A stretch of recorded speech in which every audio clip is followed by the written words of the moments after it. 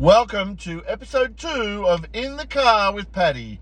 It's been over a month since I did my first In the Car with Paddy, and the fans have been crying out for more. I'm looking at you, Louisa Clark. So who am I to deny the people what they want? So I thought today I would share with you some of my thoughts about the US election, because I have been following the US election really closely. I've got a number of relatively impartial sources that I use online, and I've been doing a little bit of my own research around the numbers and everything. And on that, one thing I'll just mention is elections tend to, for a lot of people, end on election day when somebody concedes and somebody has a victory speech. What actually happens, my grandmother used to say, the dog barks and the caravan moves on. Within a couple of weeks, months, whatever, it's all over. Nobody cares anymore. Unless you're a politics nerd like me, we wait for the breakdown of the numbers to come through, and that can often take months and months and months. I like to use a particular website called the Pew Institute, PEW, if you're interested in looking it up. I think they're excellent. They don't give opinions on policy. They don't give their reasons for why something happened. They just break down the numbers. They just take the data from the Electoral Commission and they present it in a meaningful way, and you can see trends and all sorts of things. It's really, really interesting. So one other thing is, some of you may know that I often refer to Trump as the clown. I call him the clown for a very particular reason. It's not just that I don't like him. I believe that's his persona. That's the persona that he uses in his political campaigns. He's like the sad clown. I think it's Carnio from Pagliacci. Sometimes he's the sad clown, sometimes he's the angry clown, sometimes he's the boisterous, silly clown. But he's not what we call a policy-driven politician. He is what we call a retail politician, which means the value he has is all about his ability to communicate and connect with people, which is good and it's important, but when it comes to actually implementing policy, not so great. But anyway, so I call him the clown. So if I call him the clown during these few minutes, then you'll understand why. So polls. The polls in 2016 said that Hillary Clinton was going to win the election. Everybody saw this new phenomenon in politics called Trump, and they said, no way, this guy's never going to win. She's a lay-down misere. And those polls were shown to be incorrect. Around about the same time, we had some results here in Australia as well. We also had the Brexit result in the UK. And everybody said, polls, you can't follow polls anymore. What you can use polls for is not necessarily when you get down to less than 5% margin between candidates, you have to say, it's too close to call. We're going to have to look at things outside of the polling to determine what's going to happen. But what you can get out of polls is trends. So if you see a change, doesn't matter what the polls say, if they start consistently changing and breaking in one direction or the other, that gives you that you can take that to be meaningful. And on that point, I think it's pretty clear that the change of candidate from Biden to Harris created a very real change in the fortunes of the Democrat Party, and it seems to have continued much as from there on. But I wanted to go back to 2016. Another thing that happened after the 2016 election was the media kept talking about, this kind of landslide result that Trump got and how he swept the states. Now, they are correct in the fact that he swept various states, but that's a result of the electoral college vote system that they have over there. There were a number of really critical states like Pennsylvania and Michigan and Wisconsin that he won by very, very small margins. I think, for example, I think it was Michigan, he won by 10,000 votes. Pennsylvania, he won by 35,000 votes. Wisconsin, he won by 20,000 votes. These are states that have got millions and millions of voters. So to win by, what was effectively less than 1% or maybe 1% is really, really slim. But he got enough of those to get him the win and the electoral college vote. So there wasn't a major landslide. You can argue why people voted for Trump when they were expected to vote for Hillary.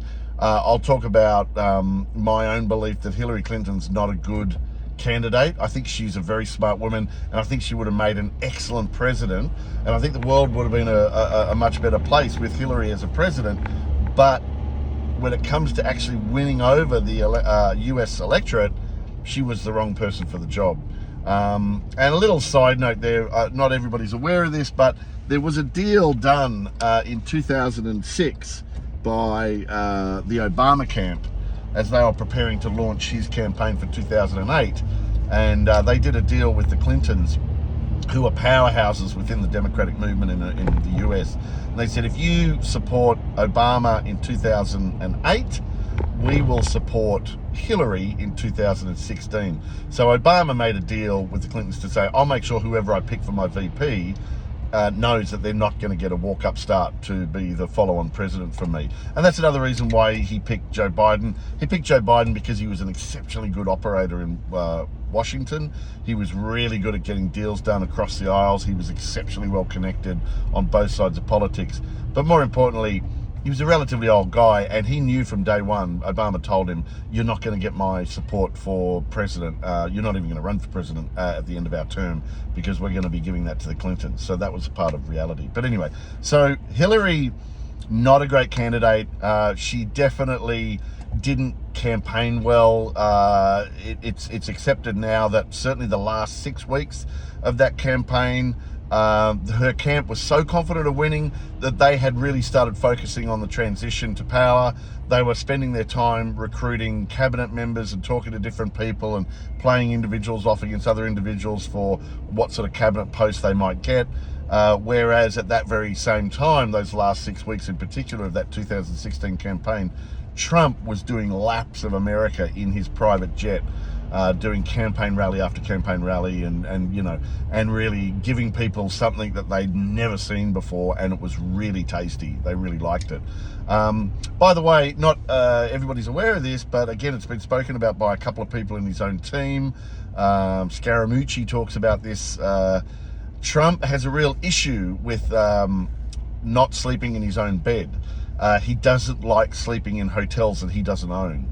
And during that campaign, there was only, over a number of months, there was only a handful of times when he didn't, when he stayed overnight in the state that he was campaigning in. Almost every day of that campaign, he would get back on his jet at 10:30, 11 o'clock, whatever it was at night, fly back to New York, go home to his own apartment, then get up in the morning at 6 a.m., get on his private jet and fly to wherever he had to be the next day. It's good to be the king and have your own private jet and a lot of money. But anyway, so the thing about the 2016 election and then the 2020 election is, in 2016, we saw peak Trump. That's it. He's never replicated what he did in 2016 in the polls, or more importantly, and this is what matters, in the actual elections that he's campaigned in. You think about the US election, the presidential election in 2020, but he's also been a part of midterm elections 2018 and 2022, and he's campaigned heavily across all of those. So after his success in 2016, we've only seen declining support for Donald Trump, and that declining support comes from his own voter base. It doesn't matter what Democrats think about him. What do Republicans think about him? And fewer Republicans wanted to support him and his candidates in 2018. Fewer wanted to support him in 2020, and he lost the presidency. And fewer again wanted to support his candidates in 2022. So there were some Republicans got up. A lot of Republicans got up in those midterm elections.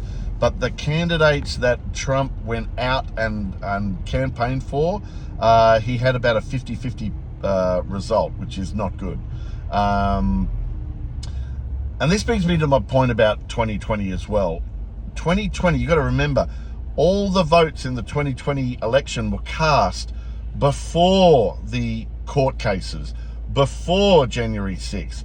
They were cast for an existing product that the Americans already knew.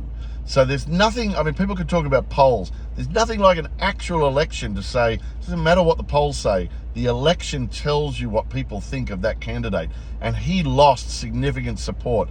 Every single state in the US, almost every single state in the US, had a swing against Trump. He still won a lot of states, but his support went down. There were two states, Florida and one other, that he got exactly the same number of support, percentage-wise. The number of votes went up, but the overall base increased. So it's all about, what percentage of the vote he got.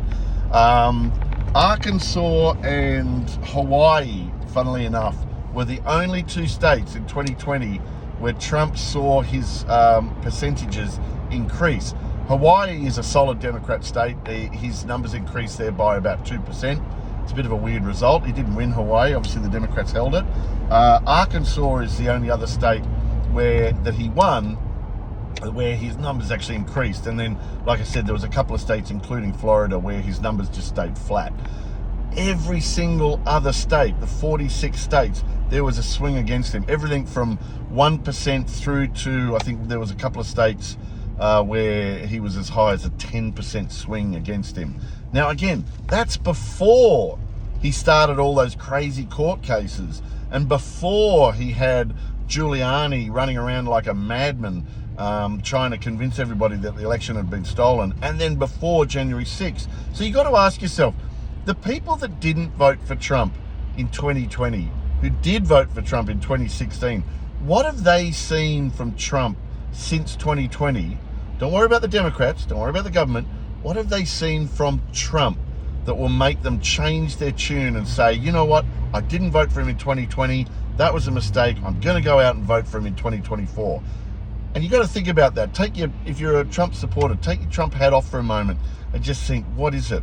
His policy, which is really lightweight, is still pretty much the same. It's still based on tax cuts for corporations, and that's going to be good for the economy. So nothing new there. So if that didn't get your vote in 2020, it's not getting your vote in 2024. Then you start thinking, well, what have they seen from Trump that will absolutely lock in their decision not to vote for him? And there's a lot. There was January 6th, there was the court cases, there's a lot of the shenanigans that have occurred over the last 4 years, a lot of negativity. And basically, I've got two guys that I work with in the US that I talk to on a regular basis.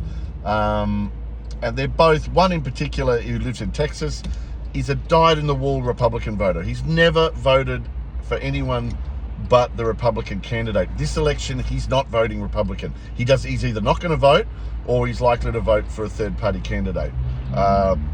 He doesn't want to vote Democrat either. I think more than likely he just won't vote. He is a classic conservative Republican voter. He's not a MAGA hat wearing, flag emblazoned t-shirt, truck driving, gun toting kind of guy. He's a really conservative, very quietly spoken, ex-military guy who now works in technology, and he is scathing about Trump. He says he cannot vote for Trump because he believes Trump will run his government like a mafiosa crime gang. And anyway, we can talk about that again later. So the big question with this election is how many of those people are out there like that guy? And we won't really know, but because one of the things is the polls don't pick up a lot of people like that. Polls, like I said before, are great for showing a variation or a swing going in a particular way, but you don't want to rely too much on exact numbers. Once you come down to 5% or less between two candidates in a poll, it really is too close to call. It's within what they might call the margin of error. But if you see poll after poll after poll increasing in one direction or going down in another direction, you can take that. That's something you can take to the bank.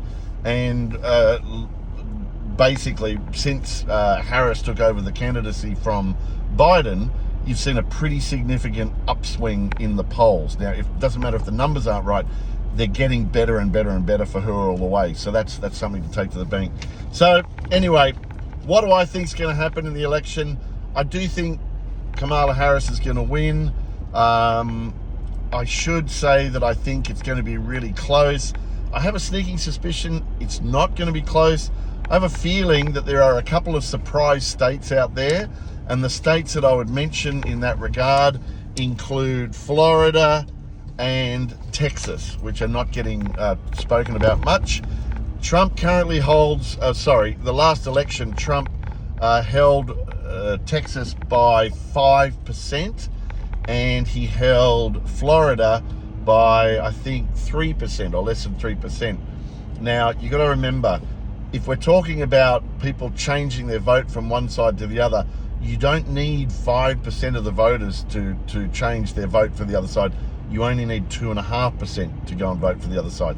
But if some of them are just not going to vote, then sure. I think there's enough upswing in the Latino vote that would have voted for him once upon a time that I don't think are going to vote for him now, and also a lot of women who are making a protest vote as well. Again, if the Democrats do somehow pick up Texas, it'll be a one-term wonder. I'd be very surprised if they can win it again in 2028, depending on who the candidates are. But still, that'll put a ruffle through American politics. So that's my thoughts. Bit all over the place, bit incoherent, but basically, in my opinion, Trump's done. I've been saying for a long time, I can't see how he can statistically win, because for him to win, he must have convinced a bunch of people who didn't vote for him in 2020 to vote for him in 2024. And I think the people that didn't vote for him in 2020, they haven't seen anything to change their mind. So that's it from me. I've got $10 at 34 to 1 that Trump will win less than 175 electoral college votes. If that's the case, then I pick up $340. Woohoo!